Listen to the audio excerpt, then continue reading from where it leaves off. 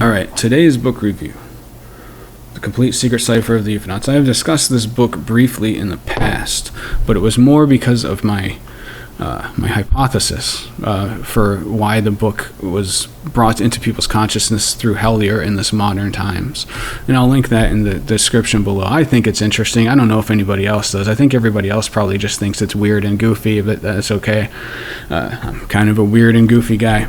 But, so this book came to many people's consciousness through the Hellier series by Planet Weird, which is a series that I've been fascinated by ever since I first watched it. And the book plays a central part in the series, as anybody who has seen the series will know.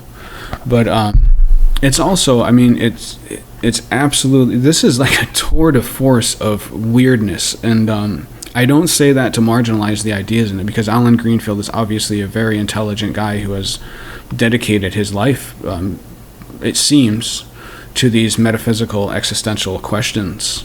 And so whether or not his ideas are agreed with, I feel like they deserve to be contended with in a serious fashion.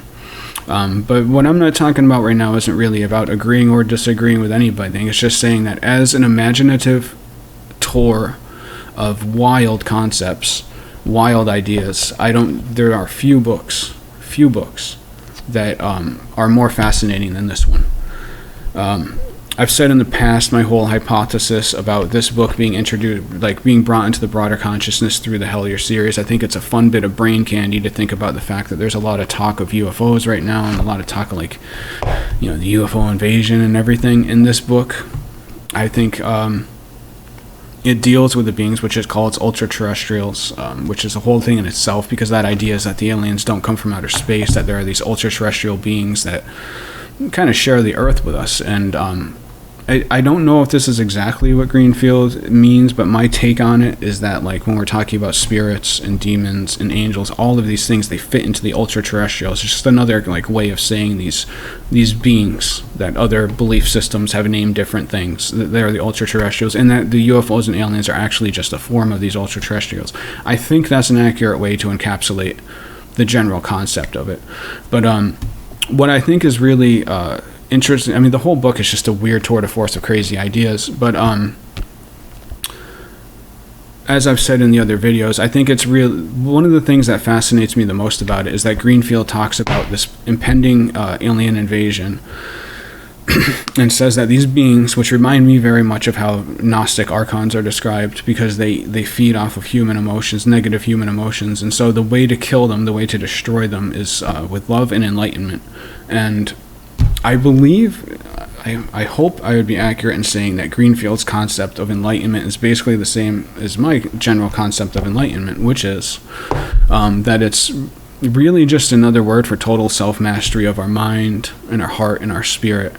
And it's almost like Stoicism taken to its furthest extreme, being able to see past the illusion of our tumultuous, erratic, crazy emotions, being able to keep ourselves centered, and able to consciously direct our emotions rather than letting our emotions direct our consciousness. That's how I perceive it anyway, and I think that Greenfield would agree after reading this book. But when he talks about fighting these aliens, what he says is that if these things do feed off of negative human emotion, then the way to destroy them is to generate positivity and light and love, right?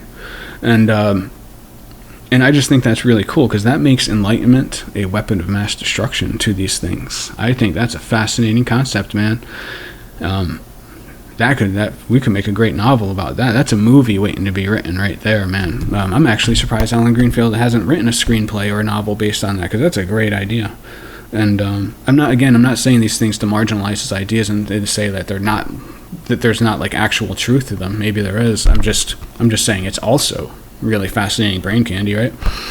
And yeah, man, this is there are a few books that are more fascinating and bizarre, and they will fire your imagination, man. Like here's a random chapter I opened to.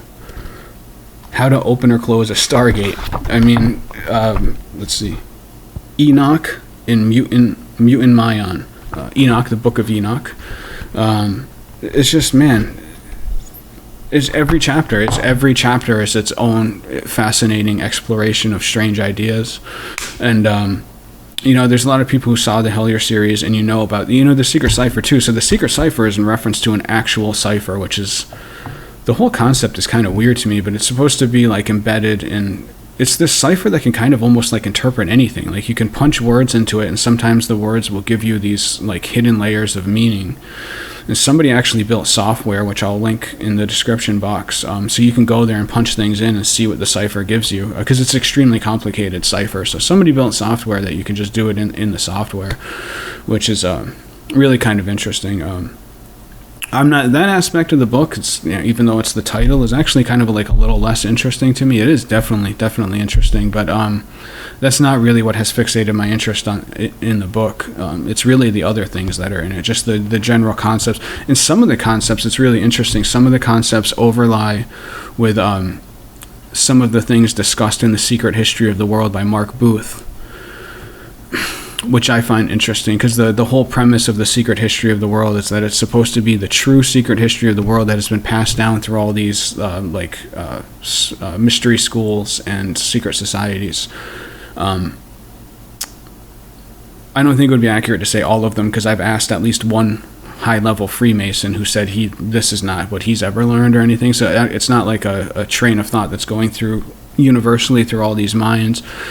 But that's Mark Booth's claim, is that there is some streams of influence there, right?